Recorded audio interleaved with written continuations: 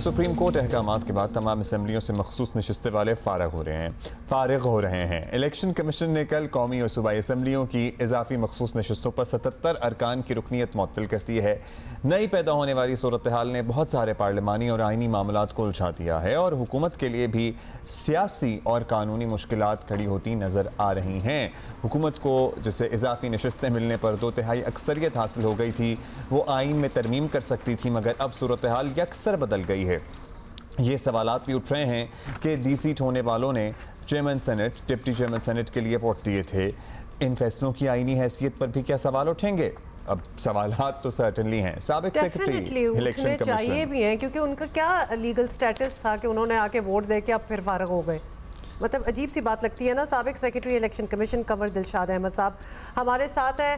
कंवर दिलशाद साहब, supreme court अहकामात के बाद इलेक्शन कमीशन की जानिब से हुकूमती जमातों को दी गई इजाफी मखसूस नशिस्तें वापस ले ली गई हैं। पूरी डिटेल हमने अभी बताई है। उन लोगों ने सेनेट इलेक्शन में वोट दिए थे, ये कानून साजी के अमल में शामिल थे। क्या वो सब भी अब मुतनाज़ हो गया, सब कुछ दोबारा से होगा? Please guide us. एक्शन लेना पड़ा कि अगर वो ना करते तो आज खतरा ये था कि लीडर ऑफ द अपोजिशन की तरफ से कौमी असम्बली में शदीद हंगामा राई होगी। तो उससे बचने के लिए इलेक्शन कमीशन पाकिस्तान ने सुप्रीम कोर्ट ऑफ पाकिस्तान के अहकामात के मुताबिक इनकी सीटें जो है मुअत्तल कर दी। अब इसका सबसे बड़ा असर जो आप फरमा रहे हैं सेनेट के इलेक्शन में, तो सेनेट के इलेक्शन में इसलिए इसका असर तो बाद में कब पड़ेगा। वो जिस वक्त के सूबाई और KP के जो नशिस्तें हैं 11, वो भी फैसला अभी होना है। अब चूंकि 3 जून को सुप्रीम कोर्ट ऑफ पाकिस्तान ने फैसला करना है लार्जर बेंच ने। अब अगर ये लार्जर बेंच ने 6 मई के फैसले को तोसी कर दी तो इसके असरात पूरी सेनेट, कौमी असम्बली, प्रेसिडेंट और वजीर आजम तक तो है वो असरात का अंदाजा असरात पड़ेगा।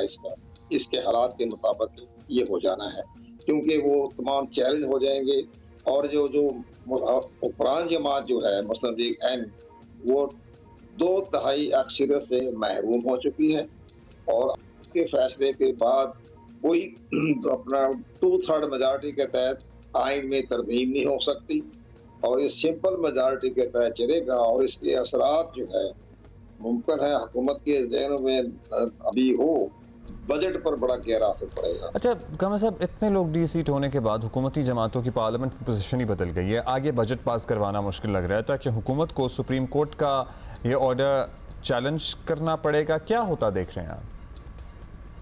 ये फैसला लार्जर बेंच ने करना है कि आया ये जो मखसूस नशिस्तें हैं इसको सुन्नी इत्तेहाद कौंसिल को तकसीम कर दी जाए या उनको तफवीज़ कर दी जाए या इसको फिलहाल पेंडिंग रखा जाए या किसी जमात को भी ये सीटें ना दी जाए।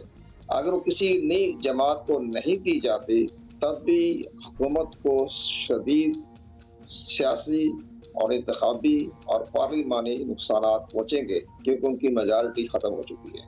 अब इसके साथ साथ ये भी है कि अभी 80 सीटों पर इलेक्शन कमीशन ऑफ पाकिस्तान के जो इलेक्शन ट्रिब्यूनल है इंतखाबी उजरदारी में दाखिल हो चुकी हैं और वो चंद रोज से बाकायदा इसकी समाअत जारी है डेली बुनियादों पर। अब अगर 80 नशिस्तें तो खैर ये नहीं मिलेगी सुन्नी इत्तेहाद कौंसिल को या तहरीक इंसाफ की हमायत याफ्ता लोगों को, लेकिन अगर इसमें से 15, 30, 40 सीटें अगर मिल जाती हैं फारग 47 के हवाले से तो सारा पार्लियामेंट का नक्शा तब्दील हो जाएगा।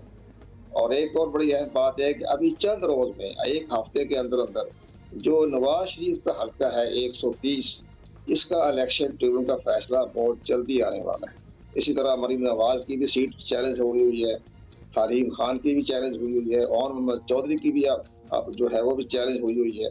तो और इस तरह बड़ी बड़ी अहम जो तब्दीलियाँ तो आपकी इलेक्शन ट्रिब्यूनल के जरिए भी होनी है, जहाँ सुप्रीम कोर्ट ऑफ पाकिस्तान ने करना है।